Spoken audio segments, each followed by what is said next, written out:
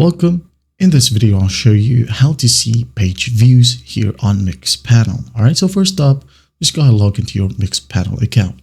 Now, once done, go ahead and open up one of your boards, okay?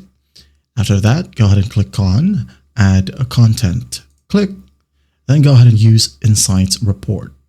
Click on it.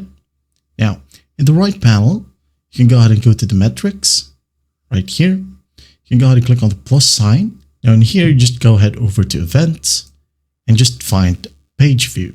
Okay. You should be able to see page view right here if you have the paid plan. Okay. Once the page view is selected, you can now go ahead and click on this drop down, and under the page view event, you'll be able to see unique users, total events, total sessions, frequency per user, aggregate property, and aggregate property per user. Okay. Once you have selected the type of measuring, you can now go ahead and choose from one of these dates right here. And once you're happy with the results, you can now go ahead and hit on save. And once done, you're good to go. That is how you see page views here on Mixpanel.